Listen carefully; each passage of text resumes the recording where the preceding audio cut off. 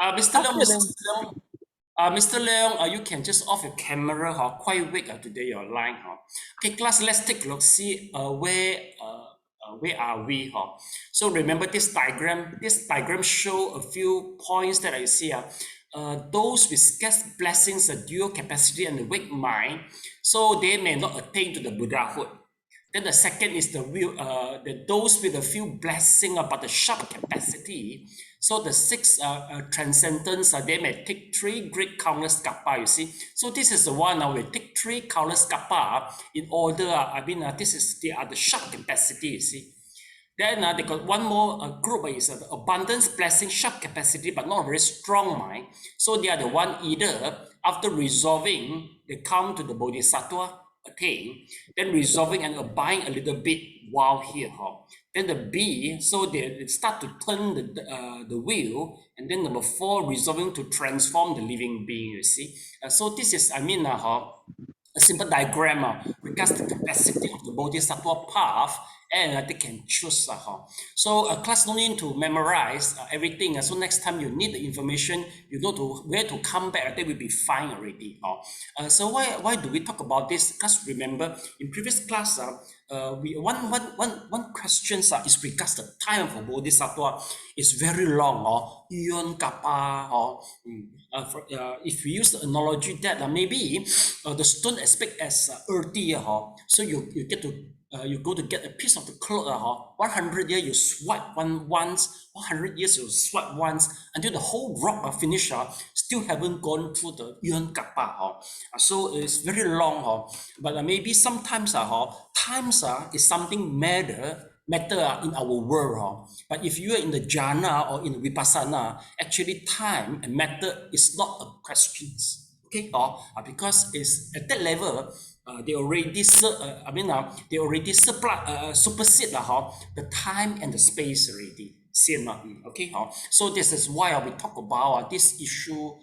Because I quite believe that once we keep on mentioning this time, even though Theravada and Mahayana is the same, I think sure you will be scared. Wow, so long time, Bodhisattva. So I better use the simple way. People will think in this way. Okay, so we start with a new paragraph. Although this is definitely impossible. Okay, Sally, can you please read the passage?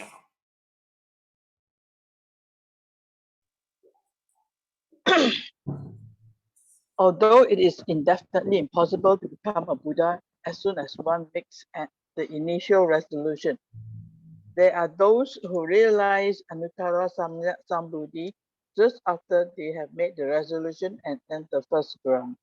There are also those who do even better. Just after they have made the resolution, they completely perfected themselves and are able to save sentient beings by relying on the skillful way. Those of the second type who practice the three great countless kalpas to accomplish Bodhi are of gradual capacity. Shakyamuni Buddha is one. Those of the categories A to C are of sharp capacity, and that is suddenly enlightened. Such bodhisattvas are rare and precious. Why are some capacities gradual and some sudden? This is that why is this the process of becoming a Buddha slow or fast? The answers lie in the preparations prior to making the resolution. First, there are those whose blessings and causal factors are scarce in previous lives. They are also of dull capacity, and their mind is not firm. Is it any wonder that they still have not reached their goal, even though it has been such a long time since they made the resolution? They are like those who resolve to take an examination but never study. Second, there are those who had a few blessings in previous lives and have sharp capacity. They resemble those who have poor academic record but work for a long time with rich experience. If they study continuously and take the examination every year, they will have a chance to enroll. Third, There are those who, for the past lives, have always preferred the truth and disliked deceit. These bodhisattvas also have sharp capacities and firm mind, and they accumulate infinite blessings and wisdom. Because of this, they can ascend to a high level just after they made the resolution. They are like those who have brilliant academic record and study in depth.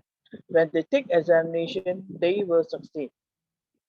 Those who study Buddhism, therefore, ought not to go about sudden or gradual enlightenment. For all this is all empty talk. It's better to examine one's own state of preparedness. Modern Chinese Buddhist thinking is very eccentric. It gives no consideration to people's particular blessings or causes and conditions. What are the capacities?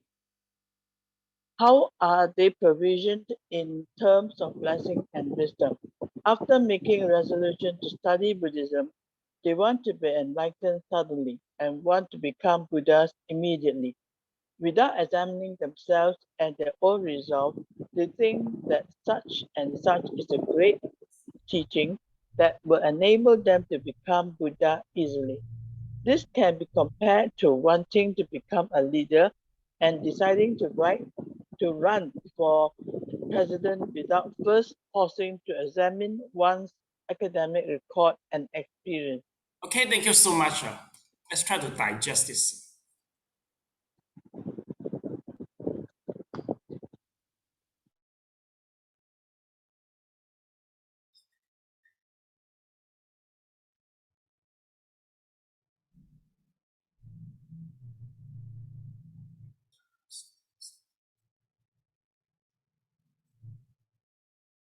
Cyril, Yes, can make it slightly bigger. a bigger. Okay, yes, sure. Slightly only. Okay, Okay. good. Okay, thank you. Okay, Thank so you. so when will you start your iPad? When will you start to change to When iPad? I get my iPad first.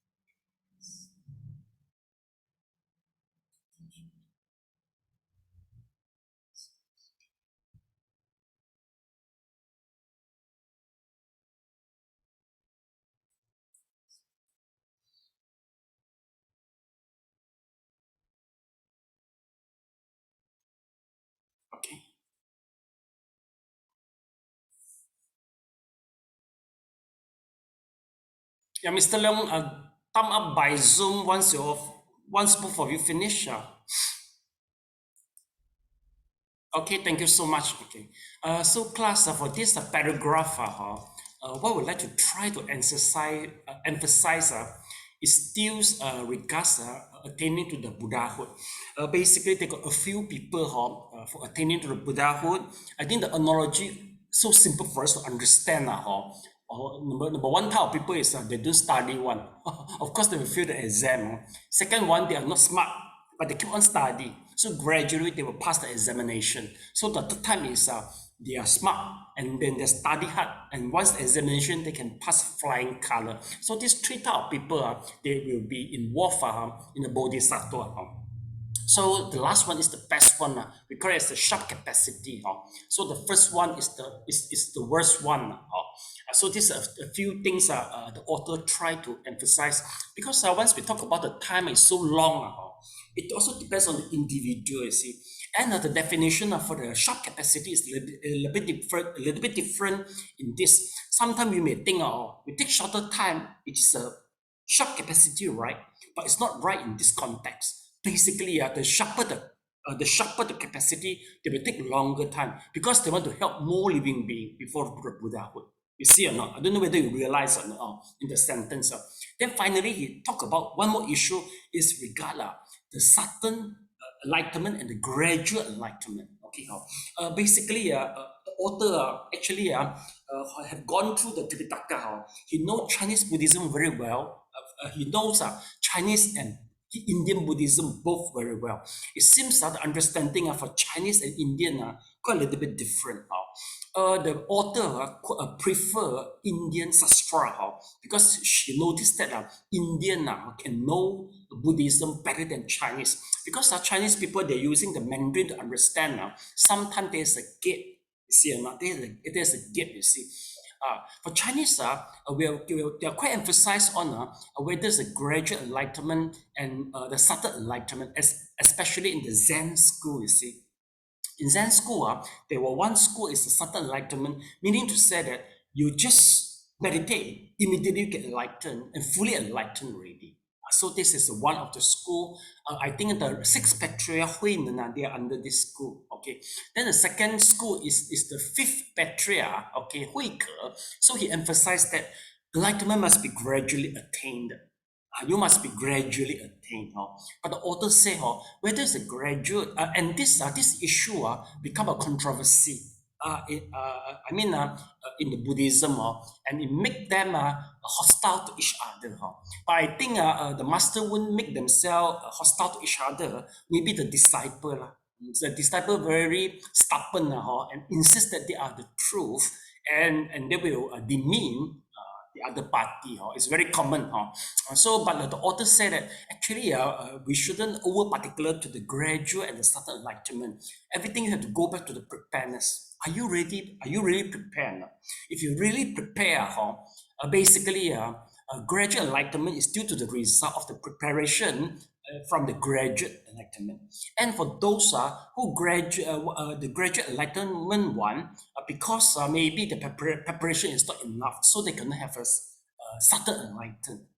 I think this is more correct, correct way. We try to, coordinate between both of them. Are you agree, class? Are you agree? Okay, class, basically this is a controversy issue. Why it become an issue sometimes is due to, without any definite answer. It could, it will end up without definite answer. Even though after we discuss it, and it could be have more answer.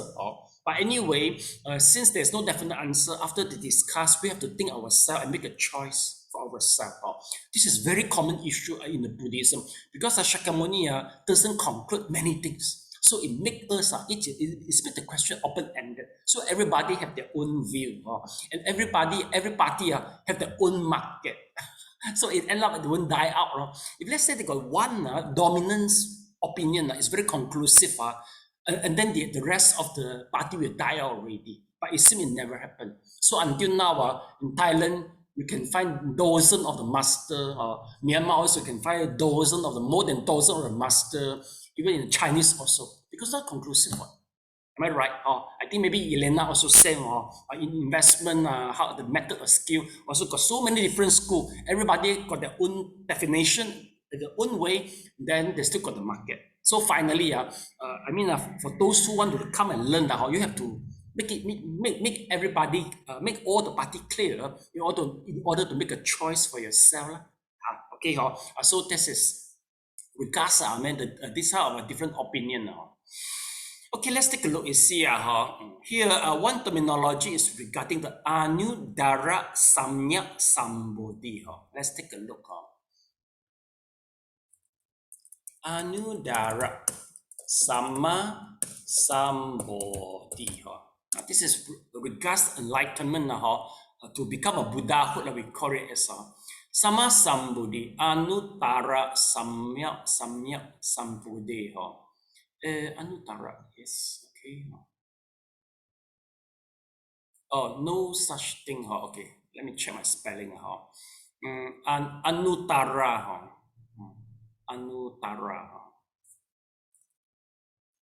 Anuttara. Sama Sambodhi. Yeah, got already the dictionary. Let's take a look. This is more the dictionary definition, more accurate, you see. Anuttara Samyak Sambodhi means what, you see?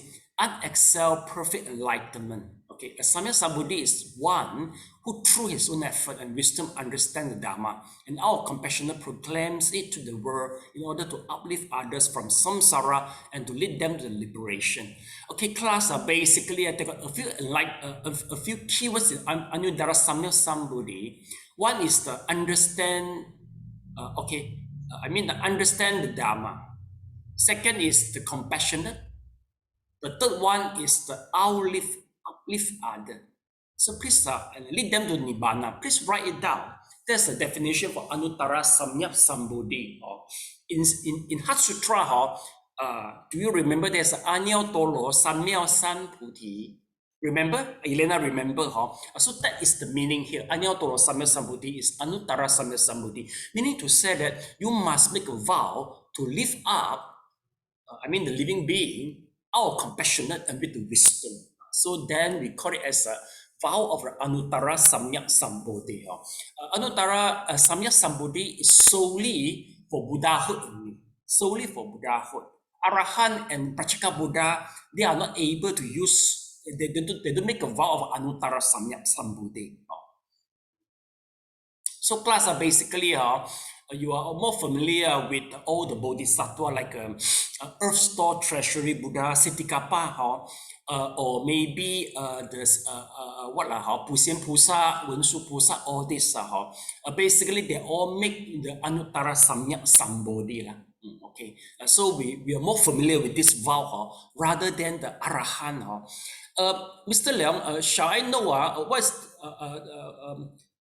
the vow? This is the vow for the Bodhis, for the Buddha. So the vow for the Arahant in Mandarin we call it as a Chu Li Xing. So in English we call it as what? Chu Li Sam.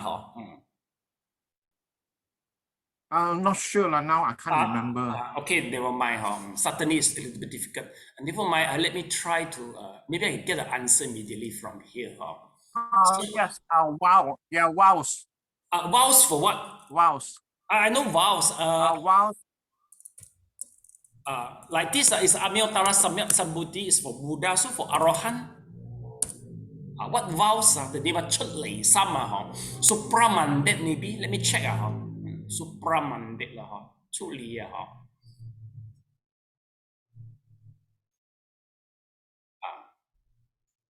basically for Arahant and the Buddha, their vows are different. And also, even though we want to become a human, our vows are so different. You got already a class. So this is the name of nice Kramya Chitta. Okay, never mind. You just please write down first. Nice Kramya Chitta. Then I get the English for you. Please write down. For Arahant, there is a nice Kramya Chitta. You see, this is from who? Akira Hirakawa. Japan, the Japanese can do very well, especially in academic study. They contribute a lot. So this dictionary is quite authentic. You can just write down Buddhist Chinese Sanskrit Dictionary, Akira Hirakawa. Akira Hirakawa is quite expertise. I think it's in Mahayana school. Very expertise. So he is able to compile a dictionary for us.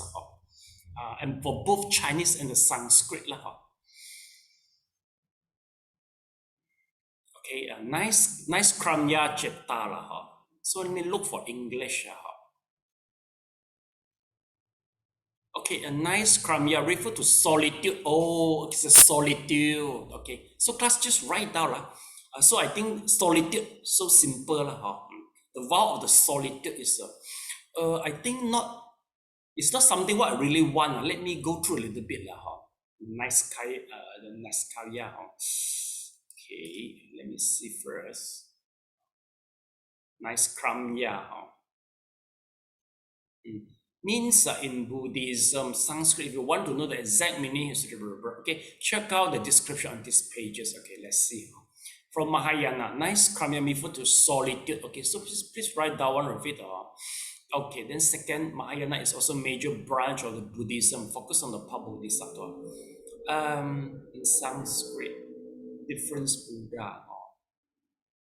Sanskrit, not spelled in ancient language of India. Okay, never mind. I think for the time being, we use this first. For Arahant is a nice it's a nice kramya. For the Buddha is Anuttara Samyak Sambodhi. Okay, next let's take a look. I want to Supraman, nice Kamya, Pali word translation. Yeah, still the same. It's still the renunciation, you see. Solitude or renunciation is the same, right? Okay. Okay, class, is the same? Solitude and renunciation is the same in English. In English. Okay, which one more close to Chinese? Chinese mean that you don't want the world already.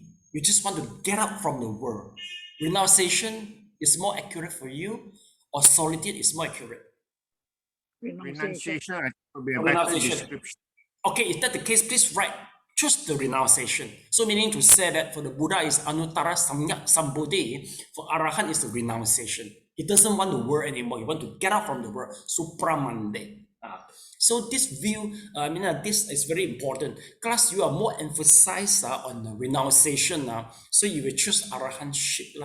But if you are more for the living being, so you will choose Anuttara Samyak Sambodhi. So they will be different.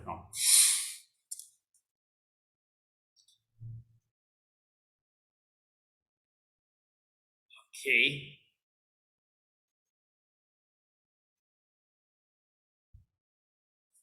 Okay, let's come back again.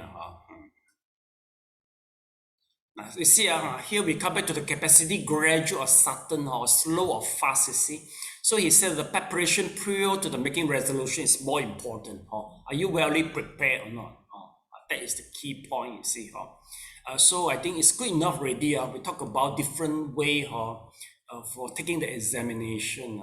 Okay. And then you see, this is the sudden and the gradual enlightenment we discussed just now. And then, okay, they want to be enlightened suddenly and want to become Buddhas immediately, you see. Okay, so we come to the next paragraph. Okay, Elena, your turn, please. Some people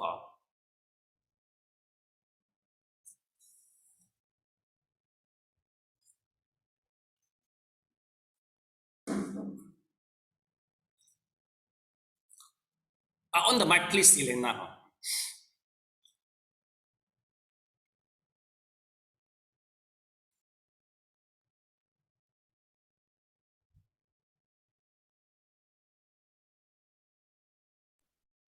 Sorry, just now unable to unmute. Oh, okay, no mind, it's okay. Some people are even more ludicrous. They admit that they are full of doubt capacity and face strong karmic barriers and shallow wisdom, but they think that they can practice an easy doctrine and become a Buddha. Such thoughts do not accord with the true Dhamma. Those who truly resolve to study Buddhism should practice diligently. One should accumulate spiritual provision, build sharp capacities, and have a firm mind.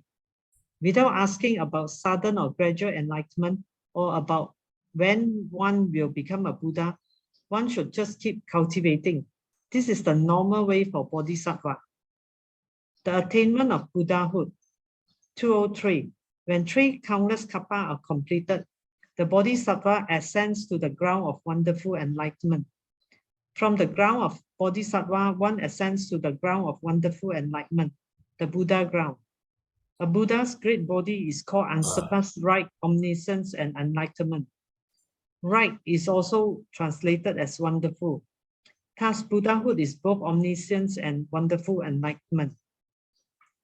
From the first ground to the 8th, Bodhisattvas completely eliminate the barriers of the afflictions of the 3 realms, their residual habits, the barriers to their understanding have been eliminated bit by bit since the first ground. These residual habits are due to the manifestation of the forms of meaningless elaboration. That is, these bodhisattvas cannot attain an unobstructed knowledge and understanding of the Dhamma, for they still have some ignorance. Because of habitual afflictions from beginningless time, moreover, residues of the afflictions remain even though the barriers of the afflictions have been eliminated. Sravakas call these residual habits undefiled ignorance, and Mahayanis call them the defiled abode of ignorance. Through the cultivation of formless wisdom, these residual habits are brought to a state of non-arising. They become more and more diminished, while the emptiness of things become clearer and clearer. Okay, thank you so much. Right.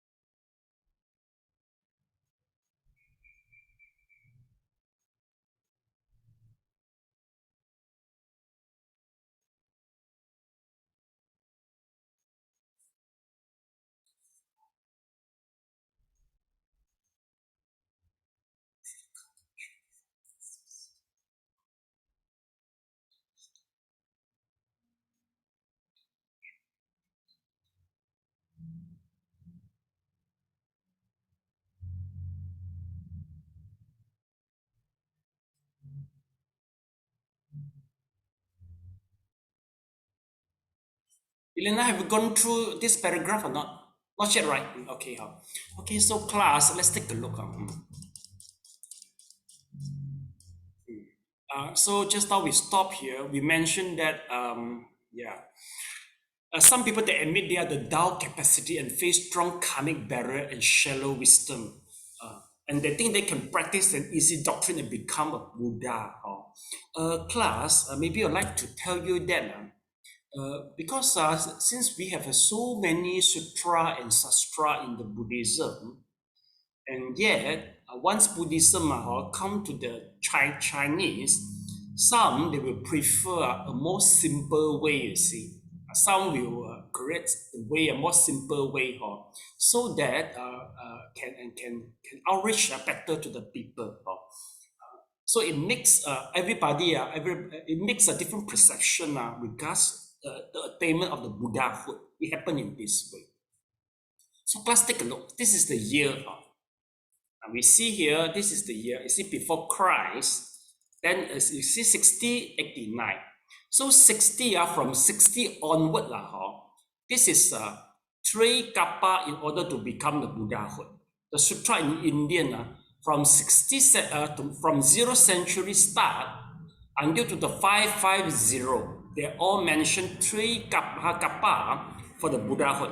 But and since the 650, the rising of the Vajrayana, so they can become Buddhahood within one life. You see or not? Even though in Indian, there's a different perspective already. So class, can you please write down? Okay, from 0th century Buddhism in Indian continent, remember 0th century to 550 is the 3 Mahakappa become a Buddha, and 650 onward, that is one life can become Buddhahood already. Buddhahood could be attained within one life. There is from Vajrayana school. See.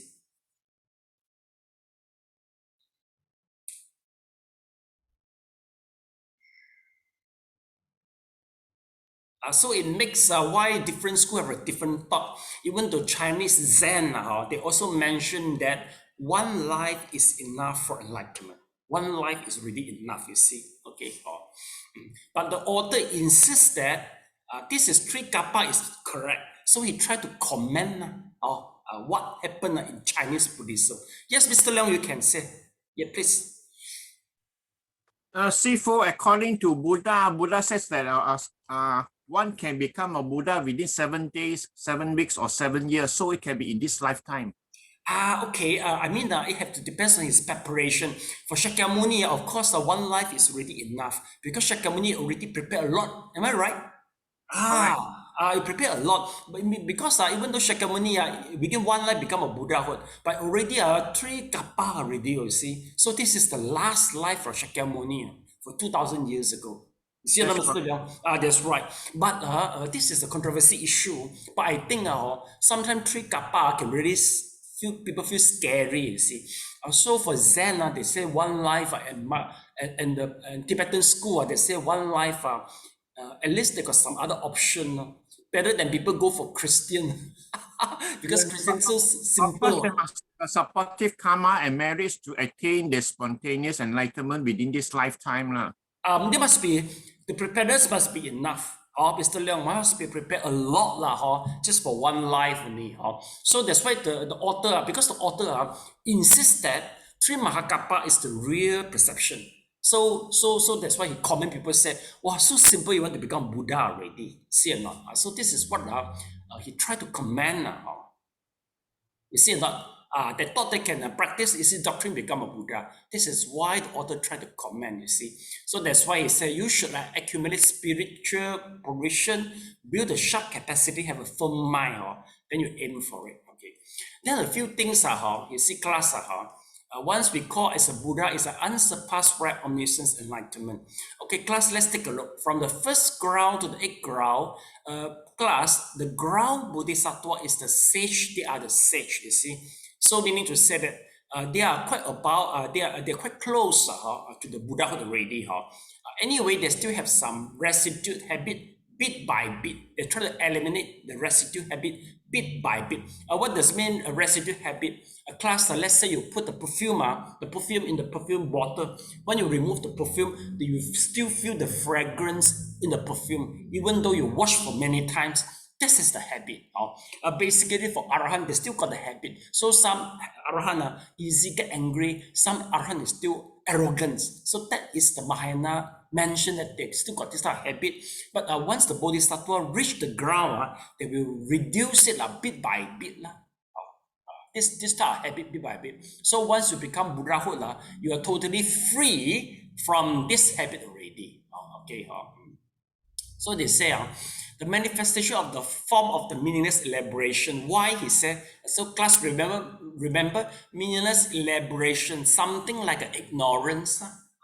So they still got this. So they have to remove the meaningless elaboration. Okay. And then let's see how you see for the Sravaka, the habit they call it as undefiled ignorance. From Mahayanis, they call it as a defiled abode of the ignorance. So the analogy is, as I said, some like the bird, a bird flying, and he saw Shariputra and the Buddha, both they got shadow.